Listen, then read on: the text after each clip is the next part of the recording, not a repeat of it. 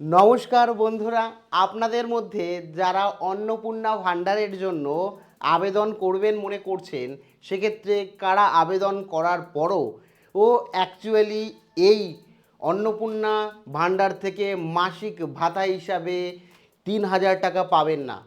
লক্ষ্মীর ভাণ্ডার থেকে অন্নপূর্ণা ভাণ্ডারে নাম ওঠার নিয়মেও পরিবর্তন আসলো।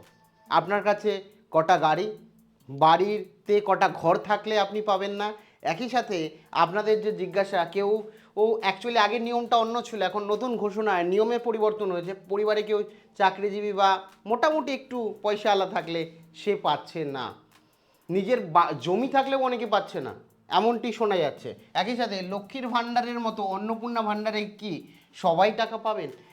কারা ৩,০০০ টাকা পাচ্ছেন না?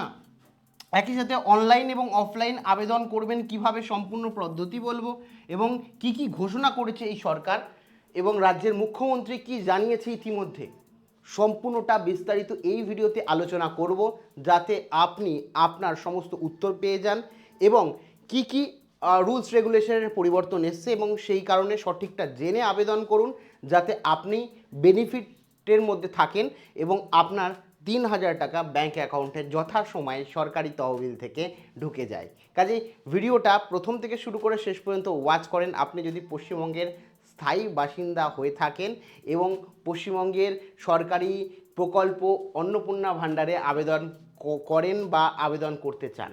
ভিডিওটি ভালো লাগলে অতি অবশ্যই একটি লাইক প্রদান করেন। আমাদের পরিবারের সদস্য না হয়ে থাকলে সাবস্ক্রাইব বাটনে ক্লিক করে বেল আইকনে ক্লিক করে অল নোটিফিকেশনে ক্লিক করে রাখুন। সম্পূর্ণ বিনামূল্যে সমস্ত সরকারি ইনফরমেশান এখান থেকে পেয়ে যাবেন এবং সাবস্ক্রাইব করতেও কোনো রকম টাকা লাগে না, সেই কারণে অবশ্যই আপনি সাবস্ক্রাইব করে রাখবেন। এবার একে একে বিস্তারিত আলোচনা করি। দেখুন, প্রথম ঘোষণা কী ছিল? প্রথম ঘোষণা আমরা প্রত্যেকে জানি, রাজ্যের মুখ্যমন্ত্রী যেদিনকে মন্ত্রিসভায় এসছে, প্রথম ঘোষণা ছিল যে লক্ষ্মীর ভাণ্ডার যারা যারা পেতেন তারা অন্নপূর্ণা ভাণ্ডার পাবেন। যারা ভারতীয় নাগরিক, অভারতীয় যারা রয়েছেন তারা লক্ষ্মীর ভাণ্ডার থেকে অন্নপূর্ণা ভাণ্ডারে নাম তুলতে পারবেন না। এক্ষেত্রে বলা হয়েছিল যে পয়লা জুন থেকে ৩,০০০ টাকা প্রত্যেকের ব্যাঙ্ক অ্যাকাউন্টে ঢুকতে শুরু করবে। দেখলাম অনেকে কমেন্টও করেছেন যে অ্যাকচুয়ালি আমি সেই অনুযায়ী একটা লোনের রিপে করতাম, মানে ইএমআই দিতাম ১,৫০০ টাকা করে, কিন্তু মে মাসে ঢোকেনি। আমি এক জায়গার থেকে ধার নিয়েছি যাতে জুন মাসে ৩,০০০ টাকা তো ঢুকবেই, ওখান থেকে দিয়ে দেবো বলে। তো যাই হোক, জুন মাসে ৩,০০০ টাকা ঢুকছে না, এটা বলে রাখি। তো এক্ষেত্রে সরকারি যে ঘোষণা নতুন, ২৭শে মে দুপুরবেলা ৪টের সময় রাজ্যের মুখ্যমন্ত্রী লক্ষ্মীর ভাণ্ডার যে টোটাল ২,৯০,০০,০০০ মানুষ লক্ষ্মীর ভাণ্ডার যে আগে পেত, তার মধ্যে ৩০ লক্ষ মানুষের ফেক অ্যাপ্লিকেশন পেয়েছেন, যারা ফেকভাবে পেতেন। ফেক হতে পারে বা যাদের নাম ডিলিট হয়ে গেছে বা কীভাবে হয়েছে সেগুলোতে আমি যাচ্ছি না। তো এক্ষেত্রে ২৭শে মে এই অ্যাকচুয়ালি দুপুরবেলা ৪টের সময় বলেন যে আজকের থেকে আবার নতুন করে ফর্ম ফিল আপ করা শুরু হবে, রাজ্যের মুখ্যমন্ত্রী জানান। এবং তার কথা অনুযায়ী ৯টার সময় রাত্রেবেলা ফর্ম পাবলিশ হয়, একটা পিডিএফ পাবলিশ হয়, যেখানটা ১২ পেজের একটা পিডিএফ বাংলা ইংলিশে পাবলিশ হয়, যেখানে ১৪ গোষ্ঠীর সমস্ত ডকুমেন্ট দিতে হয়। আমার মনে আছে আমি পড়াচ্ছিলাম এবং তখন আমি সার্চ করে দেখি যে হ্যাঁ পিডিএফ এসছে, আর আমি পিডিএফটা খুলি আর সত্যি আমার দেখে অবাক লাগে যে এমন কিছু তথ্য চাওয়া হচ্ছে যেটার সাথে অন্নপূর্ণা ভাণ্ডারের কোনো সম্পর্ক নেই।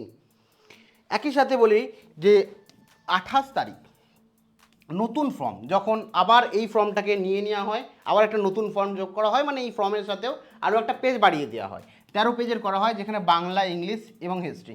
এই একটা পেজ যেটা বাড়িয়েছে সেটা মনে হয় আমার ভালো করেছে সরকার, এই একটা পেজ বাড়িয়ে। কিন্তু বেশ কিছু জিনিস রয়েছে যেটা অন্নপূর্ণা ভাণ্ডারের কোনো মতেই প্রয়োজন পড়ে না। বলছি, সে কথাই আসছি। তার আগে বলে রাখি যে লক্ষ্মীর ভাণ্ডার যেটা আছে সেটা এখন বন্ধ হচ্ছে না, চালু থাকছে। সরকার জানিয়েছে যে ৩০ লক্ষ নাম বাদ গেছে, তারা তো লক্ষ্মীর ভাণ্ডার পাচ্ছে না। সাথে মাসে যে ১,৫০০ টাকা করে পেত লক্ষ্মীর ভাণ্ডারে, সেই মাসে ১,৫০০ টাকা করেই দেওয়া হবে। মানে জুন মাসের ১ তারিখ থেকে ৩,০০০ টাকা ঢুকছে না। আপনারা অনেকেই এখানে বলবেন যে আগে তো বলেছিল যে জুন মাসের ১ তারিখ থেকে ৩,০০০ টাকাই ঢুকবে। রাজ্যের মুখ্যমন্ত্রীও জানিয়েছিলেন, নারী কল্যাণ এবং সুরক্ষা মন্ত্রী অগ্নিমিত্রা ম্যামও জানিয়ে দিয়েছিলেন, যার জন্য কোনো ফর্ম ফিল আপের প্রয়োজন নেই, ডাইরেক্ট টাকা ঢুকে যাবে ভেরিফিকেশন হওয়ার পর, আপনাদের কিচ্ছু করতে হবে না, আপনারা শুধু ডিবিটি লিঙ্ক করুন, এটাই বলেছিল। কিন্তু এখন এই 27 তারিখের ঘোষণার পর সমস্ত কিছু চেঞ্জ হয়ে গেল। কি হলো, মাসে জুন মাস, জুলাই মাস এবং আগস্ট মাস আপনাদের 1,500 টাকা করে ঢুকবে এবং লক্ষ্মীর ভাণ্ডারই থাকবে।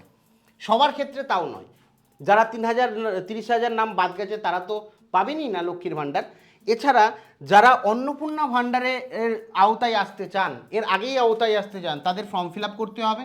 অনলাইনেও করতে পারেন, অফলাইনেও করতে পারেন, পদ্ধতি বলছি। এবং যদি নাম ওঠে তবে আপনি 3,000 টাকা করে পাবেন। কিন্তু ঘোষণার সময় মুখ্যমন্ত্রী মহাশয় শুভেন্দু অধিকারী মহাশয় কিন্তু কোনো ডেডলাইন দেয়নি যে জুলাই মাসে ঢুকবে বা আগস্ট মাসে ঢুকবে। তিনি বলেছেন কি, যত তাড়াতাড়ি ফর্ম ফিল আপ করবে তত তাড়াতাড়ি অ্যাকাউন্টে 3,000 টাকা ঢুকতে শুরু করবে। ব্যাপারটা একটু ভালো করে ক্লিয়ার করি।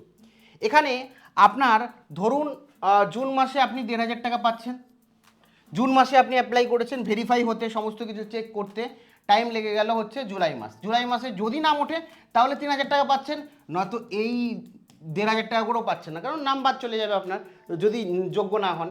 আর যদি দেখা গেল আপনি জুলাই মাসে করলেন বা আগস্ট মাসে করলেন, আপনার ভেরিফাই হতে হতে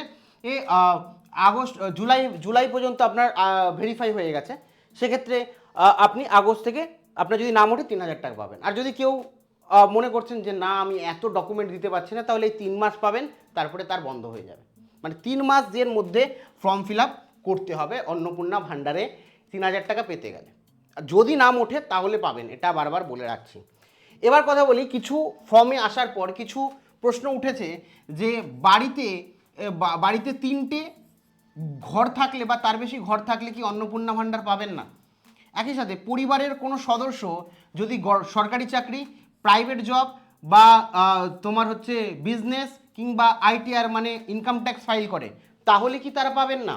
একই সাথে বেশি জমি বা জমির দাম, ধরুন আপনার জমির দাম অনেক বেশি, কারণ আপনার থেকে কী কী চেয়েছে, যেমন জমির সমস্ত খতিয়ান চেয়েছে, সমস্ত ডিটেলস চেয়েছে, আপনার জমির পর্চা চেয়েছে, সেগুলো মারলেই আপনার জমির ভ্যালুয়েশন কী আছে সেটা বেরিয়ে যাবে। একই সাথে রেশন তোলেন কি না এইসব জানতে চাওয়া হয়ে গেছে, রেশন তুললেই আপনি পাবেন না, এটাও অনেকের প্রশ্ন রয়েছে। একই সাথে বাচ্চার টিকাকরণ হয়েছে কিনা এইসব প্রশ্ন আমার সত্যি কথা অবান্তর লেগেছে। একজন নারী তার একটা ইন্ডিভিজুয়াল প্রকল্পে আবেদন করবেন, তার জন্য তার সন্তান টিকাকরণ করেছে কিনা, তার পরিবারে কেউ সরকারি চাকরি করে কিনা, বিশেষ করে সবথেকে বেশি অবাক লেগেছে সে শিক্ষিত না অশিক্ষিত, বাড়িতে কজন শিক্ষিত আছে কজন অশিক্ষিত আছে, এটার কি প্রয়োজন আছে। এটা তো যুব শক্তি প্রকল্প হচ্ছে না, এটা তো যুব শক্তির প্রকল্প যে 10 পাস যোগ্যতা লাগবে, এখানে তো কোনো প্রকল্পে কোনো যোগ্যতার কথা বলা হয়নি। যারা পড়াশোনা করেননি, কোনো স্তরে পড়াশোনা জানেন না, তাদেরও এটা দেওয়া হবে। এটা সমাজ কল্যাণমূলক এক প্রকল্প, যেখানে নারীদের সহায়তার জন্য, সাহায্যের জন্য, নিজেদের স্বনির্ভর করার জন্য কিছুটা সরকার হেল্প করছে 3,000 টাকা মাসিক প্রকল্পের বা অনুদান দিয়ে। সেখানে এই তথ্যটা সত্যি আপনি বলেন কি সেন্স করে, আমি তো জানি না, আমার ব্যক্তিগতভাবে বলছি, আমার নিজের মনে হচ্ছে কারণ একটা ইন্ডিভিজুয়াল প্রকল্প, সেখানে হয়তো এরকম হতে পারে। আমি অনেকেই প্রশ্ন পেয়েছি যে আমি বাড়িতে একা থাকি, অনেকে হয়তো নিউজ চ্যানেলগুলোতেও আমরা দেখছি, অনেকে হয়তো 2 ভাই রয়েছে, এক ভাই সরকারি চাকরি করে, তার বউ খুব আরামে রয়েছে, আর একই বাড়িতে একই সাথে খায়, আরেক ভাই গরিব, সেরকমভাবে কিছু করতে পারে না রোজগার, তার বউ গিয়ে অন্য জায়গায় লোকের বাড়িতে কাজ করে, এমনও সিচুয়েশান রয়েছে। এবং যে ভাইটা প্রচুর বড় লোক, তার মানে জমি জায়গারও অভাব নেই, সেক্ষেত্রে কি হবে, এই বড় ভাইয়ের জন্য, একই পরিবারে থাকার জন্য তো অ্যাকচুয়ালি ছোট ভাইয়ের যে গরিব তার বউ তো বাদ পড়ে যাবে। এইরকম সিচুয়েশান কিন্তু অনেক তৈরি হবে, সেই কারণে গ্রাউন্ড লেভেলে গিয়ে কিন্তু পুরোটা খুঁটিয়ে দেখতে হবে, তারপরে বিবেচনা করতে হবে। আর তারপরে এত কিছু চাবার কোনো প্রয়োজন ছিল না। কার কি সম্পত্তি আছে সেটা পরের ব্যাপার, কার ফ্যামিলিতে কি সম্পত্তি আছে সেটা আলাদাভাবে চেক করতে পারতো। এই অন্নপূর্ণা ভাণ্ডার প্রকল্পের মধ্যে শুধুমাত্র চেক একটাই হবে, সরকারি চাকরি করে কিনা। অ্যাকচুয়ালি যেগুলো রাজ্যের মুখ্যমন্ত্রী বলেছেন যে মহিলা কিনা সেটা চেক হবে, ভোটার কার্ডে নাম আছে কিনা সেটা চেক হবে, সিএতে আবেদন করেছে কিনা সেটা চেক হবে, এবং ট্রাইব্যুনালে আবেদন করেছে কিনা সেটা চেক হবে। একই সাথে যদি ভোটার লিস্টে নাম না থাকে তাহলে পাবে না, আর সরকারি চাকরি করলে পাবে না, শুধুমাত্র সেই ব্যক্তি, তার পরিবারের কেউ না। একই সাথে ইনকাম ট্যাক্স যদি সেই ব্যক্তি দেয়, মানে সেই মহিলা দেয়, তাহলে পাবে না আইটিআর ফাইল করলে। একই সাথে সরকারি বা সরকারি প্রসিত বা পঞ্চায়েত এই সমস্ত এলাকায় যদি তিনি চাকরি করেন তাহলে পাবেন না। এবার তার পরিবারের ঠিকুজি কুষ্টি নেওয়ার তো প্রয়োজন নেই এখানে, কারণ এটা ইন্ডিভিজুয়াল প্রকল্প। ঠিক আছে, আপনার ধরুন এক জায়গায় যোগ্যতা লাগবে মাধ্যমিক পাস হলেই হবে, তো আপনি মাধ্যমিক পাসের মার্কশিট দিলেন। আপনাকে যদি বলেন না আপনার আপনার যে বাবা আছে তারও মাধ্যমিকের মার্কশিট লাগবে, শিক্ষাগত যোগ্যতা লাগবে, সেটা কি তো মানানসই হয় না। আপনি যে প্যারামিটারে ছাকতে চাইছেন সেই প্যারামিটার পরিষ্কারভাবে দিয়ে দিন। সেক্ষেত্রে আমার মনে হয় সকলের এত হ্যারাসমেন্ট হবে না ব্যক্তিগতভাবে মনে হয়, যদিও যেটা রাজ্য সরকার ভেবেছে সেটা বুঝে শুনেই হয়তো ভেবেছে। আমি আমার মতামতটা বললাম। এবার এখানে বলে রাখি যে ফর্ম ফিল আপ কী হবে, ফর্ম ফিল আপ বাদ বাকি আপনি আপনার মতামত দিতে পারেন। আপনারাই অনেকে প্রশ্ন করছিলেন, সেইটাই আমি বললাম। আপনাদের কি মতামত আপনি বলতে পারেন। একই সাথে অনলাইন অফলাইন দুভাবেই আমাদের রাজ্যের মুখ্যমন্ত্রী জানিয়েছেন, অনলাইন অফলাইন দুভাবেই কিন্তু আবেদন প্রক্রিয়া শুরু হবে। এবার ফর্ম হচ্ছে আপনাদের যে ফর্মটা আছে সেটা আপনি বিডিও, এসডিও ও বিশেষ করে গ্রাম পঞ্চায়েত বা পৌরসভায় পেতে পারেন। এবং এখানে জনকল্যাণ শিবিরও তৈরি করা হবে, যেটা শোনা যাচ্ছে 15 তারিখ, 16 তারিখ এবং 17 তারিখ আপনার এলাকায় জনকল্যাণমূলক শিবির বসবে। যেমন দুয়ারে সরকার আগে বসতো সেরকম শিবির বসবে। শিবির বসে আপনার শিবির বসবে, সেখান থেকে আপনি ফর্ম ফিল আপ করতে পারেন এবং বাড়ি গিয়ে সাহায্য, এই জিনিসটা খুব ভালো, বাড়ি গিয়ে যদি একটু চেক ভেরিফাই হয় তাহলে যে যোগ্য সে পাক। আমি চাই না এর ধরুন কেউ কারোর কাছে ডকুমেন্ট নেই বলে কেউ আবেদন করতে পারলো না, যার প্রয়োজন সে যাতে না মানে সে যাতে বঞ্চিত না হয়, এই জিনিসটা কিন্তু দেখা উচিত এবং খুঁটিয়ে দেখা উচিত। গ্রাউন্ড লেভেলে গিয়ে সেটার মানে পুরোটা পরীক্ষা করা উচিত বলে আমার ব্যক্তিগত মনে হয়। এবং অনলাইন কবে থেকে শুরু হচ্ছে দেখুন, আমার মনে হচ্ছে 1 জুন থেকে। ক্লিয়ার কাট কোনো নোটিফিকেশান কোনো কিছুতে মেনশন করা নেই, ঠিক আছে।